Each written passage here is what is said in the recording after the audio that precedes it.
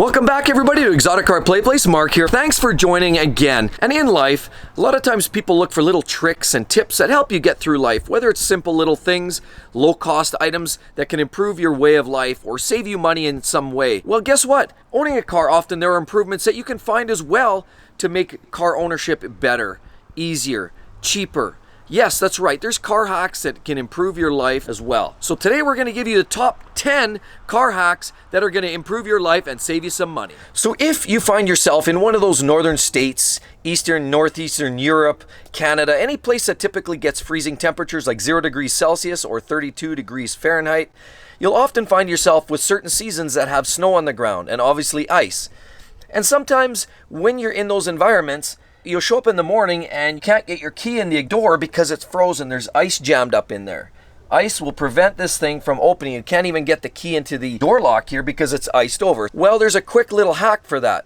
And all you need is one of these little bottles of hand sanitizer. We have a cute little pink one here, but it doesn't really matter what color, the clear, whatever. You use a little hand sanitizer, you take it out, you put a little bit on your hand and you rub it on the lock. You put a little hand sanitizer, and it is safe for the paint. It's not going to hurt anything. But you rub a little bit of sanitizer on the lock. And lo and behold, give it 2 or 3 minutes and you'll find all of a sudden the key will go in and it will work. And it'll open your car. Lo and behold, you're good to go.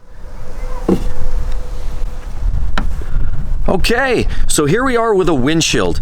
Typical when you're driving in a lot of the northern states and provinces and whatnot, really anywhere. Rocks fly on. There's always rocks on the road and you wind up getting a rock chip like this. It's not uncommon, very typical. So sometimes you want to keep the original windshield because there's a concern about finding the original seal that the factory provided. It's never quite the same when you put a replacement windshield in. So there's always a need and a want to keep your original windshield. Not to mention, it will cost you $100, $200, $300, $400, maybe more to replace your factory windshield. There are ways to get around these rock chips and get rid of these. Yes, you can go to those guys with the little orange tents that come and you pay $50 or $60 and they drill it out and they fill it with resin. And then usually you're okay, doesn't always fix. Or you can go down to your local hardware store and often they have those kits that you can pay $30 for, and it kind of simulates the same thing that the orange tent guys do. And you fill it in and you go through a 3 or 4 step process where you suck it out and you fill it up and then eventually you razor blade the excess off and you call it a day. And sometimes it works and sometimes it doesn't. But this little hack is going to help you save a bunch of money. Have some clear nail polish. Now, I don't normally carry nail polish around. However, if you have daughters or if you have a wife, they may have a product like this laying around already that they're using on a regular basis, so it's not going to cost you anything extra. You take some of the nail polish, if it's a smaller crack or a chip, as long as it's not split across the entire windshield, often you can salvage this for a period of time. So you take a little bit of this out of there and you apply it to the crack. And then what you do is you let it sit and wait for about an hour or 2, depending on if you have direct sunlight or not. If you have direct sunlight, this will dry very quickly. If you're in the shade or in the garage, you might have to let it sit for a few hours. Then once it's all done and dried, and you know it's dry to the touch, you can feel that. You take a little razor blade, one of these little fancy jobs, and you give it just a light little scrape the excess off, and you've filled the hole. And that will likely keep it from spreading and getting worse. Okay, time for drive. Now I've got my favorite beverage, and a lot of these cup holders, especially in the European cars, are often built of pretty flimsy plastic.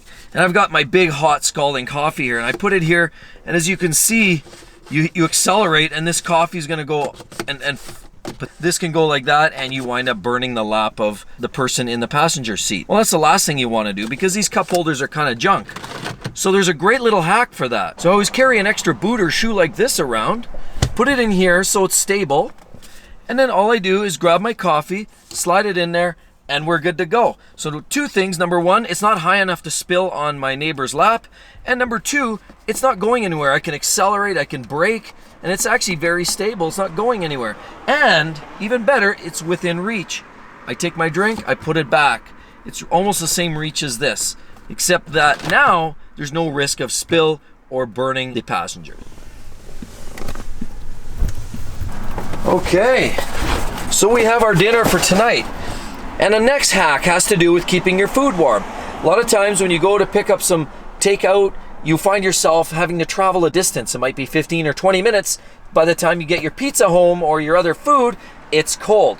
So there's a great little hack, and that's by activating your seat heaters to keep your pizza warm. It'll maintain the temperature for you so that when you get home 20 minutes later, that your wife or your friend isn't gonna give you crap over the fact that you have cold pizza. So guys, you're definitely gonna wanna keep sticking around to catch the one at the very end. But for now, this is another great hack. You've got your key fob, your car's off in the distance, and guess what? I'm pressing the buttons. You can see my silver BMW there. It's not working. Well, guess what? Here's a little trick. You put it under your chin. Lo and behold. So you put this under your chin, and essentially what you become now, due to all the water in your body and the magnetic signals that run through your body because your nervous system, it all works as one giant antenna and a transponder essentially. You're sending and receiving signals. Now your entire body with the moisture in it becomes one large conductive antenna. When it's attached to your key fob like this, it will actually work as a large antenna and receives the signal back to the key fob, or from the key fob to the car.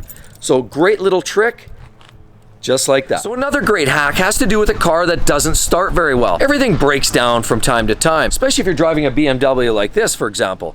Starters, that's a bad one. Well, my car's a manual, so you can start it. If it has a bad starter, you can do one of two things. You can either push start the car, get somebody to push you, or a buddy can push you down the road with the car in first gear and with the clutch in. So as soon as you start building enough speed, you can drop the clutch, and with any luck and the ignition turned on, the car might start taking off. If that doesn't work, there's another option. And also, if you have an automatic transmission, this is the same option. And that means banging the starter underneath.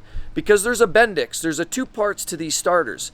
There's a part that actuates the Bendix, and then there's a part that spins it to get the starter and the flywheel turning and ultimately turns the engine.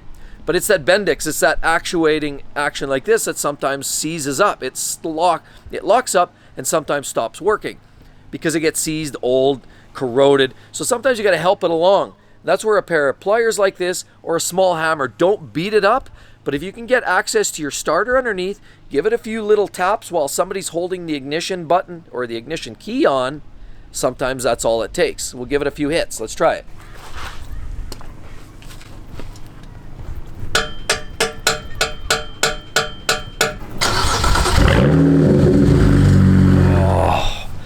So if you're a passenger in a car that's been driving a long time and all of a sudden you feel really nauseous, your head's queasy because you've been riding in the car and you feel very motion sick, that's a very common problem that a lot of people have. They ride or they're reading while they're in the car and then it makes them feel very sick. One thing that actually can help alleviate that is moving your head to one side. So what you do is you just tilt your head to one side, and what that does is it moves the fluids in your inner ears, because it's the inner ears is what helps you with balance. And it's that imbalance that causes problems and make you feel ill. So by moving your head to one side, lets the fluids in the inner ear move around a little bit and sometimes alleviates or relieves that feeling of motion sickness. All right, so this is the next hack. You're gonna like this one. So you're pulling up to the gas station and you don't know which side to go. Where is the gas filler cap? Where's the filler cap? Is it on my left side or on my right side? Well, guess what? There's a trick. If you look down here on the gauge, it shows it down there. Right in this case, you see an arrow pointing to the right. That means the gas filler's on the right-hand side. Sometimes it's located on the gauge itself, but when you're talking about digital displays, at times, you'll notice in this case, it shows it's pointing to the right, so there's no mistaking having to actually pull up and then having to remove the car and embarrass yourself, or just pulling in the wrong way because it's a really busy gas station and you having to losing your spot in line because you pull up the wrong way.